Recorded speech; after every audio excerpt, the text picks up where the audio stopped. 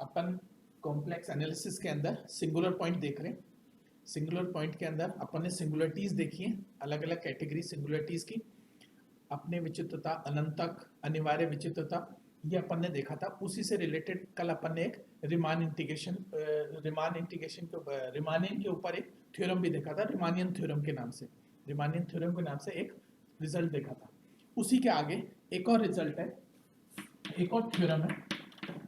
Theorem का statement क्या है कि वियुक्त विचित्रता z इक्वल टू a, वियुक्त विचित्रता का फलन fz का अनंतक होने के लिए आवश्यक और पर्याप्त प्रतिबंध है। z इक्वल टू a फलन fz का, z इक्वल टू a फलन fz का अनंतक हो, इसके लिए आवश्यक और पर्याप्त प्रतिबंध क्या है कि किसी भी प्रकार से z इक्वल टू a, किसी भी प्रकार से z अगर a की तरफ जाएगा तो fz टेंड्स टू इंफिनिटी। तो mod fz tends to infinity. किसी भी प्रकार से यदि z टेंड्स टू a तो mod fz tends to infinity. Theorem के स्टेटमेंट है कि z इक्वल टू a का, z इक्वल टू a को फलन fz का, z इक्वल टू a को फलन fz का अनंतक होने के लिए आवश्यक और पर्याप्त प्रतिबंध है। किसी भी प्रकार से z टेंड्स टू a हो तो mod fz tends to infinity होगा। ठीक है, ये प्रूव करना है। इसको दो तरीके से प्रूव करेंगे। पहले आवश्यक और पर्याप्त प्रतिबंध है ना, इसलिए पहले आवश्यक प्रतिबंध फिर पर्याप्त प्रतिबंध। तो आवश्यक प्रतिबंध के अंदर ये मान लेते हैं कि z इक्वल टू a फलन fz का m कोटि का अनंतक, पहले ये मान लेते हैं m कोटि का अनंतक। ठीक है, m कोटि का अनंतक है। तब अगर fz n कोटि का अनंतक है तो fz equal to z minus a और माइनस m fz। ये रिजल्ट अपन पहले भी निकाल चुके हैं। अगर फलन fz के लिए z equal to a m कोटि का अनंतक हो, यहां पर अपने पास fz फाइव यहां 5z equal to summation n equal to 0 to infinity an z minus a की power m plus n plus b1 z minus a की power m minus 1 and so on, और लास्ट में bm। ठीक है, यहाँ अगर z equal to a फलन fz का m कोटि का अनंतक है तो ये रिजल्ट अपन पहले प्रूव कर चुके हैं। fz equal to z minus a की पावर माइनस m 5z। अब देखिए यहां पर 5z का मान इतना है। ठीक है, यदि limit z tends to a 5z लें तो उसका मान कितना आएगा, यहां पर उसका मान आएगा bm, उसका मान आएगा bm जो कि बराबर नहीं है 0 के। ठीक है, इसका मतलब है जो 5 फंक्शन है ये z इक्वल टू a के निष्कासित प्रतिवेश के अंदर परिबद्ध है।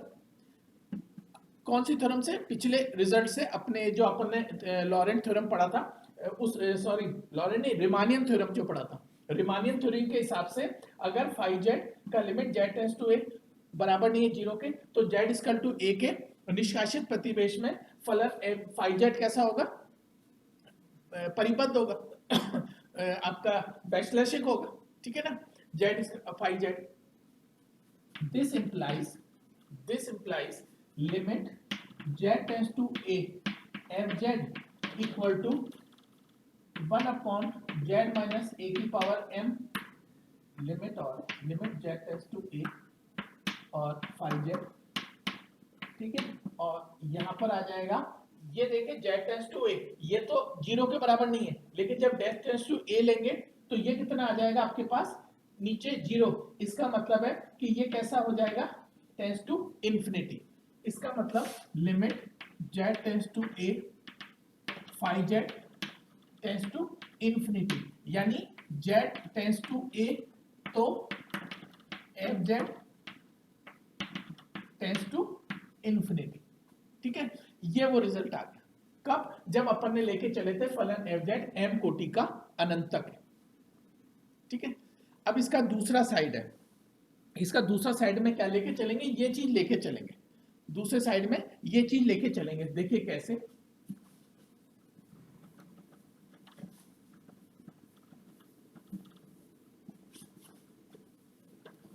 अब की बार अपन ये लेके चलते हैं कि mod F Z tends to infinity जब जेड टेंस टू ए, जब जेड टेंस टू ए तो mod F Z tends to infinity, ये अपन लेके चलते हैं, ठीक है ना।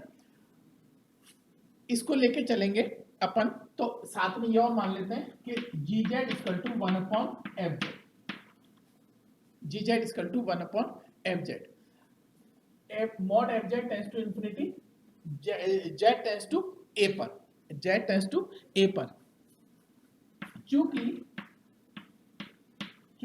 F Z tends to infinity है, F Z tends to infinity है, this implies G Z tends to कैसा होगा, जी जेड कैसा होगा, फाइनाइट, ठीक है ना। जब अगर 1 upon F Z tends to infinity है ना, तो जी जेड कैसा होगा, जी जेड बिंदु जेड इक्वल टू ए के निष्कासित प्रतिवेश के अंदर जी जेड कैसा होगा, यदि mod F Z tends to infinity है तो जी जेड कैसा होगा कि जेड इक्वल टू ए के निष्कासित प्रतिवेश के अंदर वो परिबद्ध होगा, निष्कासित प्रतिवेश के अंदर जी जेड परिबद्ध होगा। इसका मतलब अपने विचित्रता के हिसाब से, अपने विचित्रता के हिसाब से जी जेड जो है, जी जेड जो है अपने विचित्रता के हिसाब से जी जेड को अपन ये लिख सकते हैं 1 upon F Z equal to a0 plus a1 z minus a plus a2 z minus a का स्क्वायर एंड सो ऑन, ठीक है। अपन चूंकि अपने विचित्रता हो गई इसलिए जी जेड बराबर दिस, दोनों तरफ का लिमिट लें तो limit Z tends to A, Z tends to A, G Z बराबर a0 जो कि बराबर नहीं है 0 की, ठीक है। इसका मतलब है कि जी जेड कैसी हो गई, अपने विचित्रता। मान लेते हैं कि फर्स्ट जो अशून्य संख्या है ना, फर्स्ट अशून्य संख्या है वो है k, है ना, तो जी Z equal to 1 upon F Z equal to ए के जेड माइनस ए की power k plus and plus so on. अगर इसको अपन इधर ले आते हैं तो ये हो जाएगा 1 upon F z z minus ए की पावर k इक्वल टू ए के प्लस सो ऑन, ठीक है। अब अपन लिमिट लें, limit Z tends to a, ठीक है, z tends to a 1 upon F z z minus ए की पावर k, तो वो आएगा ए के जो कि बराबर नहीं है 0 के। इसका मतलब है कि limit Z tends to A z minus ए की power k f Z equal not equal to 0 या 1 अपॉन ए के बराबर, है ना, 1 अपॉन ए के बराबर, ठीक है। इसका मतलब हुआ कि जेड जो है, जो एफ जेड है आपका वो क्या हो गया, के कोटि का, एफ जेड के कोटि का क्या हो गया, अनंत तक, के कोटि का कैसा हो गया, अनंत तक। अपन लेके चले थे कि mod F Z tends to 0 जब जेड टेंस टू ए, तो के क्या आ गया, अनंत तक। तो दोनों साइड से अगर अपन जेड इक्वल टू ए को एफ जेड का अनंत तक लेके चलेंगे तब अपने पास ये रिजल्ट आ जाएगा, और जब अपन ये रिजल्ट लेके चलेंगे तो अपने पास एफ जेड जो है, जेड इक्वल टू ए जो है वो एफ जेड का अनंत तक आ जाएगा। तो यही रिजल्ट था कि एफ जेड को जेड इक्वल टू ए को एफ जेड का अनंत तक होने के लिए आवश्यक और पर्याप्त प्रतिबंध, जो कि अपन ने दोनों साइड से देख ली। और देखिए एक और रिजल्ट है, एक और रिजल्ट है उसको और देखते हैं। वो रिजल्ट क्या है, कैसोराती वाइस्टाइस प्रमेय, ये कहलाता है कैसोराती वाइस्टाइस प्रमेय, ठीक है।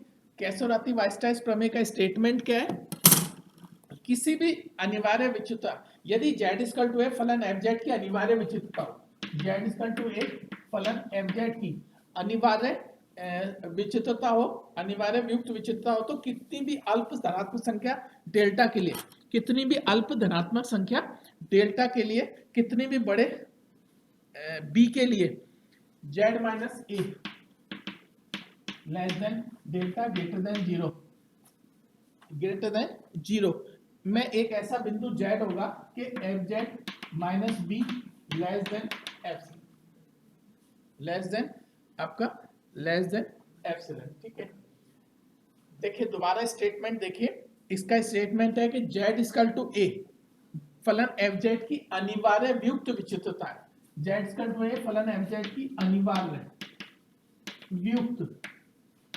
विचित्रता है, ठीक है, अनिवार्य व्युक्त विचित्रता है z इक्वल टू ए फलन एफ जेड की। तब कोई भी अल्प संख्या डेल्टा और एप्सिलॉन के लिए, तब कोई भी अल्प संख्या डेल्टा और एप्सिलॉन के लिए z माइनस ए के निष्कासित प्रतिवेश में z minus a less than delta greater than zero में एक संख्या b, कितनी भी बड़ी संख्या b इस प्रकार होगी कि F Z minus B less than epsilon, f Z minus B less than epsilon. ठीक है, इसको प्रूव करना है। प्रूफ देखिए, इसके अंदर आपको दे रखा है कि निष्कासित प्रतिवेश में है ना एक ऐसा z equal to a, z equal to ए के निष्कासित प्रतिवेश में यानी z minus a less than delta greater than zero, z equal to ए के निष्कासित प्रतिवेश के अंदर। ठीक है, अपन को प्रूव तो ये करना है ना, अपन उल्टा लेके चलते हैं। माना इसके निष्कासित प्रतिवेश में माना F Z minus B less then की जगह ग्रेटर देन और इक्वल टू एप्सिलॉन, अपन उल्टा मान के चलते हैं। ठीक है, तथा जी जेड मान लेते हैं 1 upon F Z minus B, तो ये आ जाएगा less than equal to 1 upon epsilon. ठीक है, 1 upon epsilon, 1 upon F Z minus B less than equal to 1 upon epsilon. ये क्या शो करता है? ये शो करता है कि z इक्वल टू ए के निष्कासित प्रतिवेश में जी जेड जो है ना, अपन ने अभी जो रिमानियन थ्योरम देखा था उसके अंदर यही था कि जी z less than equal to कोई फाइनाइट संख्या है, g z less than equal to कोई फाइनाइट संख्या है, तो z इक्वल टू ए के निष्कासित प्रतिवेश के अंदर, ठीक है, निष्कासित प्रतिवेश में जी जेड किसके बराबर होगा? जी जेड किसके बराबर होगा? इसमें लिखा भी है कि 1 upon F Z minus B equal to a0 plus a1 z minus a plus a2 z minus a का स्क्वायर प्लस a के z माइनस ए की पावर k, है ना, एंड सो। अगर जी जेड परिबद्ध है z इक्वल टू ए के निष्कासित प्रतिवेश में, तो आपके पास रिमानियन थ्योरम के हिसाब से जी जेड जो है वो इसके बराबर होगा। ठीक है ना, वो इसके बराबर होगा। This implies limit z tends to a G Z, ये ना limit z tends to a G Z, या यूं कह लीजिए limit z tends to a 1 upon F Z minus b equal to a0, equal to a0। अब आपके पास दो स्थितियां आ सकती हैं। एक स्थिति तो यह है कि a0 बराबर 0, दूसरी स्थिति है a0 बराबर नहीं है 0। ठीक है, आपके पास दो स्थितियां आ सकती हैं। इन दोनों स्थितियों के हिसाब से अपन देखेंगे। पहला केस लेते हैं जब a0 बराबर 0, जब a0 बराबर 0, इसका मतलब मान लेते हैं कि अगर a0 बराबर 0 है तो मान लेते हैं कि फर्स्ट अशून्य संख्या k है, फर्स्ट अशून्य संख्या k है। उस केस में क्या होगा? उस केस में क्या होगा? 1 upon F Z minus B equal to ए के जेड माइनस ए की पावर k प्लस ए के प्लस 1 जेड माइनस ए की power k plus 1 and so on. ठीक है, अब अगर अपन इसको थोड़ा सा और सॉल्व करें तो 1 upon F Z minus B और z माइनस ए की पावर k यहाँ पर ले लें तो यहाँ आ जाएगा a के प्लस सो ऑन।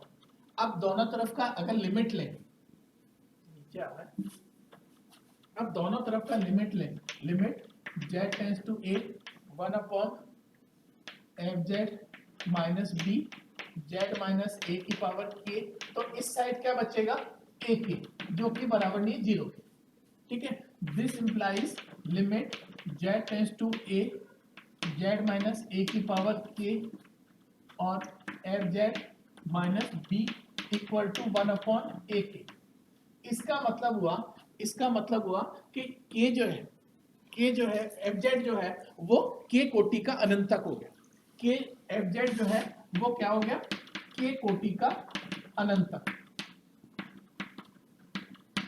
सेम ऐसे ही इस केस में तो ये आ गया कि k कोटि का अनंत तक है। जब अपन a0 बराबर नहीं है 0 लेंगे, a0 बराबर नहीं है 0 लेंगे, तो आप देखेंगे इसी तरह से उसको सॉल्व करेंगे तो आपके सामने आएगा कि F Z equal to a जो है, z इक्वल टू a जो है ना, वो एफ जेड का क्या आएगी, अपने विचित्रता।